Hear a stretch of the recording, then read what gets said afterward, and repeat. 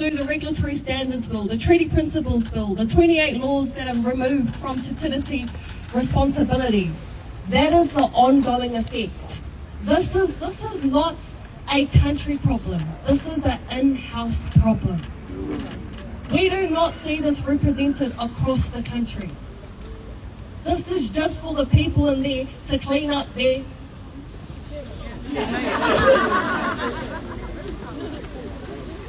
This is an in-house problem.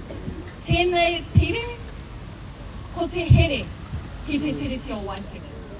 How is it that this house was built off Te Tiriti o Waitangi, yet it's left outside the doors of the debating chamber? That is the problem here. That is why we are always systemically pushed back after pushback after pushback. Just like today. The fear is that we are too loud. We are too loud that we are literally rattling the foundations of this house. We've been kicked out of the gallery. We've been kicked out of Parliament. We've been kicked out. There's no more left. There's no more places to kick us out from. We're literally that loud, and it's echoed across every single nation in the world. That is the power of your voice, not my voice, your voice here today. So this is what we did. And this is where we need to move forward as a country. This is how we need to move forward as a country. It's not left or right. This is the foundations of us moving together so that another generation doesn't have to be locked outside of these doors. So that another generation doesn't have to be silenced. So that we can focus on bigger issues like equal pay for women. Like the fact that butter's gone up to $10.48. Banning seabed mining. GST off kai. These are all the members bills that we have created in our party. There's only 6 of us. But hey, we are making sure that this is not just for Māori, this is for everyone. This is for everyone. And we're having to be the opposers and the proposers at the same time.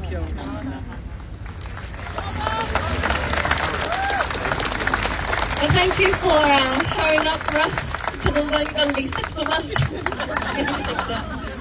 Engari, ki te rōpū toitu, kia koutou katoa te mana whenua, ngā kai rīpuata, e hopu nei i tēnei karere, ngā rea ngā katoa, Pākea mai, tangata tiriti mai, tangata moana mai, tēnei te mihi kia koutou katoa. Ka ora tonu mātou, ake ake ake! Ka ora tonu mātou, ake ake ake! And hopefully there's a bill that you can actually support in the very coming year.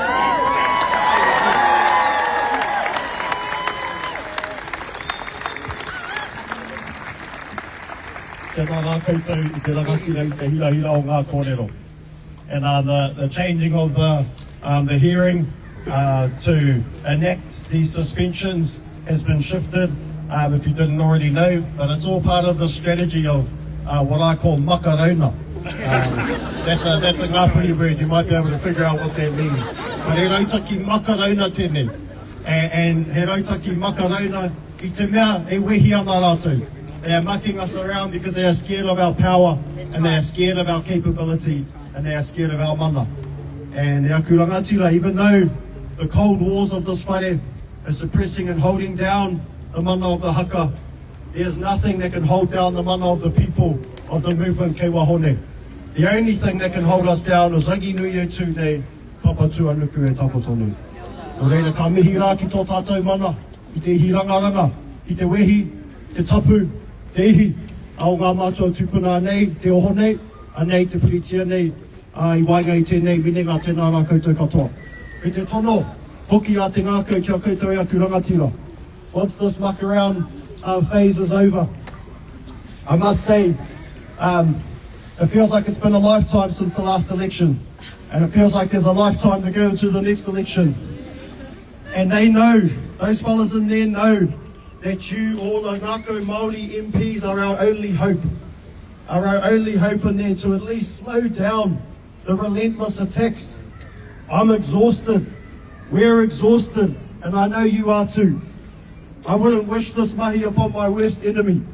We see how hard it is. We see how difficult it is. E rangi ko te tono tēnei. Don't worry about us, we got it out here. Once those suspensions are over, you go in there and you give it to them. That's it. You give it to them. You hold the line. You hold the line and you give us hope. And you go in there and you do what we can't do. E rangi, e mahi ana I ngā mahi pakeke hei oranga mo te iwi Māori. Ko ia tēnei, he mahi tahi tonu, he mahi waho, he mahi I roto ka puta rā tātou ki te pai ao ki te ao marama. Our only hope, piritia, kia au, kia mau.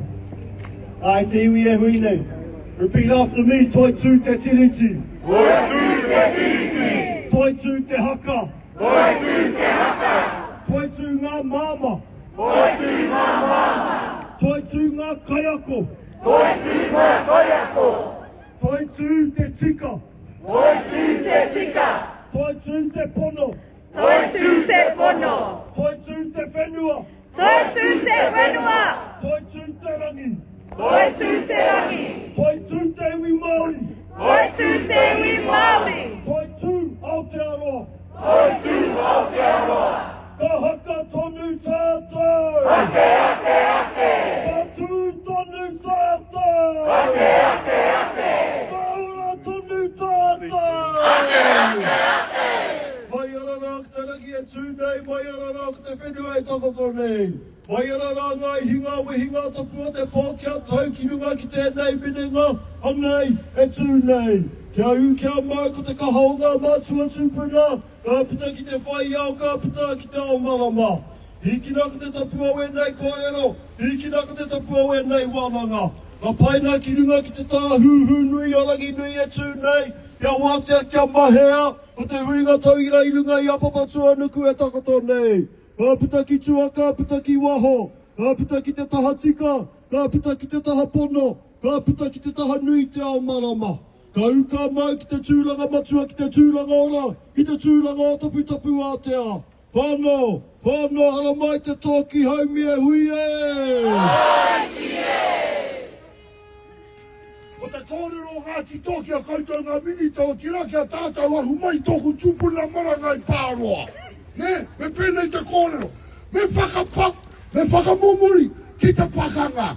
Uka mate ka mate ka!